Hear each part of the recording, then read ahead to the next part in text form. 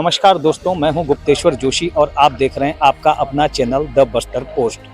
आज रविवार यानी कि 9 फरवरी 2025 को छत्तीसगढ़ और महाराष्ट्र के सरहद पर फरसेगढ़ थाना क्षेत्र के अंतर्गत में बड़े काकलूर और अन्नापुर के जंगलों में पुलिस और नक्सलियों के बीच में ताबड़तोड़ मुठभेड़ हुई।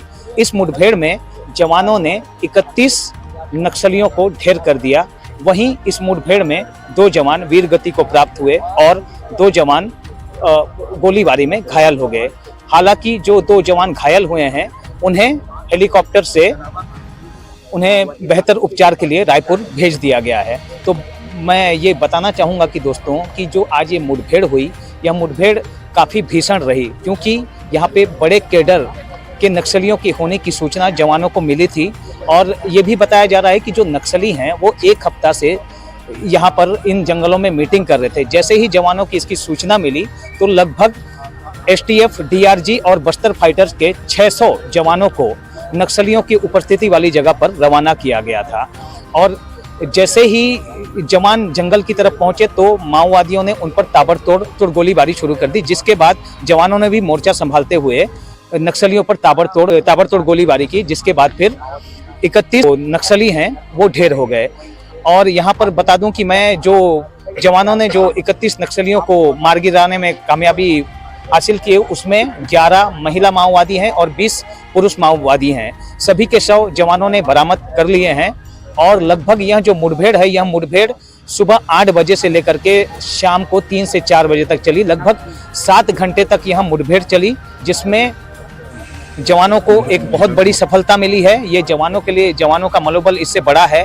और इस ऑपरेशन में महिला कमांडोज भी शामिल थी, जिन्होंने बखूबी तौर से नक्सलियों का सामना किया और उन्हें मुंह तोड़ जवाब दिया।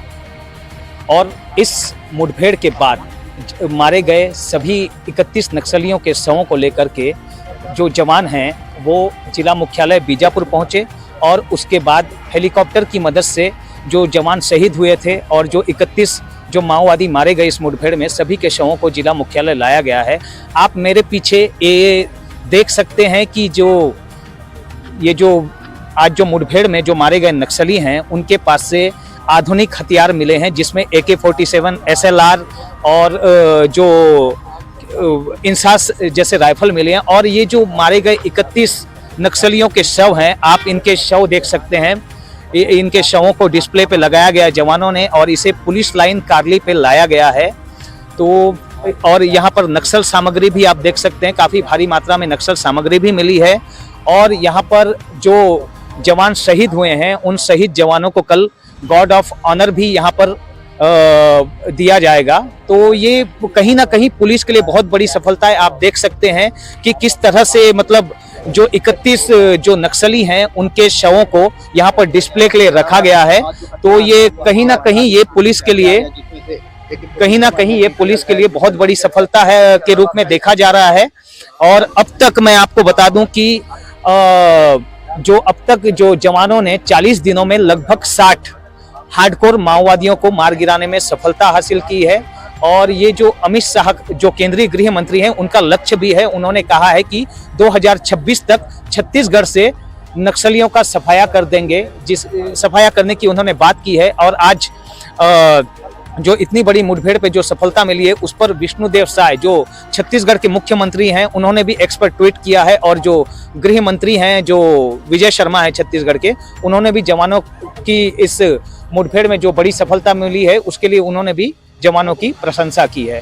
तो आप मेरे पीछे देख सकते हैं जो जवान हैं, पुलिस के आला अधिकारी हैं और जो मीडिया पर्सन हैं, वो सभी लगातार इस पर रिपोर्टिंग कर रहे हैं। तो ये जो है ये पुलिस के लिए बहुत बड़ी सफलता है। जिला बीजापुर के नेशनल पार्क क्षेत्र अंतर्गत प्रतिबंधित एवं गैर कानूनी सीपी मोदी संगठन कैडर्स की उपस्थिति के आसूचना के आधार पर जिला बीजापुर से संयुक्त बल नक्सल विरोधी अभियान के लिए रवाना किए गए थे। अभियान के दौरान आज दिनांक 9 फरवरी को प्रातः 8 बजे से लेकर लगातार डीआरजी, एसटीएफ, बस्तर फाइटर माओवादी के बीच अनेक बार रुक कर मुठभेड़ हुई। मुठभेड़ के उपरांत इलाका के सर्चिंग में अब तक कुल 31 माओवादियों का डेड बॉडी रिकवर की गए थे। घटनास्थल से काफी बड़ी मात्रा में AK-47, INSAS, SLR, BJ launcher एवं अन्य आर्म्स अम्युनिशन भी बरामद किए गए थे। मुठभेड़ के दौरान डीआरजी और एसटीएफ का कुल 2 जवान घायल हो गए। दोनों घायल जवान के बेहतर इलाज के लिए इंडियन एयरफोर्स के हेलीकॉप्टर के माध्यम से रायपुर एयरलिफ्ट की गए थे। दोनों जवान का इलाज रायपुर में जारी है। उनकी स्थिति सामान्य एवं खतरा से बाहर है। मुठभेड़ के दौरान एक डीआरजी और एक एसटीएफ कुल 2 जवान नक्सली से बहादुरी से लड़ते हुए वीर गति प्राप्त कर लिया। इन दोनों शहीद जवान के पार्थिव शरीर को जिला मुख्यालय ले आने के लिए अग्रिम व्यवस्था की जा रही है। आसपास इलाका में डीआरजी, एसटीएफ, बस्तर फाइटर एवं सीआरपीएफ की अतिरिक्त रीइंफोर्समेंट टीम द्वारा सर्चिंग जारी रखा है।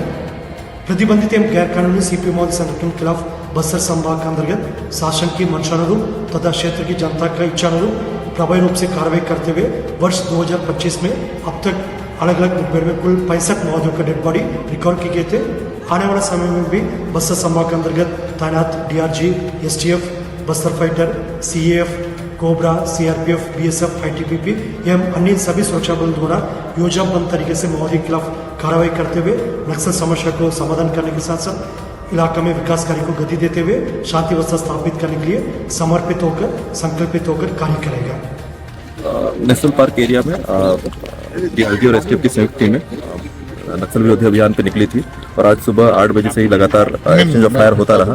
एक्सचेंज ऑफ फायर होने के बाद में सर्चिंग के दौरान 31 माओवादियों के शव बरामद हुए, जिसमें 20 पुरुष और 11 महिला नक्सलियों के शव बरामद हुए। उसके साथ ही AK-47, SLR, इंसास और रॉकेट लॉन्चर के अलावा समेत कई सारे ऑटोमेटिक हथियार भी बरामद हुए हैं। इस दौरान हमारे 2 जवान शहीद हो गए और 2 जवान गंभीर रूप से घायल थे, जिनका इलाज रायपुर में किया जा रहा है। सर, लगभग मुठभेड़ कितनी घंटे चली सर, कितने समय स्टार्ट हुई? लगभग 6 घंटे की ये मुठभेड़ चली। 8 बजे करीब मॉर्निंग में ये मुठभेड़। तो ऐसे ही बस्तर के राजनीतिक हालात, नक्सल ग्राउंड और नक्सल घटनाओं को और हमारी ग्राउंड रिपोर्टिंग को देखने के लिए आप हमारे चैनल द बस्तर पोस्ट को सब्सक्राइब कीजिए, लाइक कीजिए और हमारे वीडियोस अगर आपको पसंद आते हैं तो उन्हें अपने ज़्यादा से ज़्यादा दोस्तों में शेयर कीजिए। अगर दोस्तों तो धन्यवाद दोस्तों। जय हिंद, जय भारत।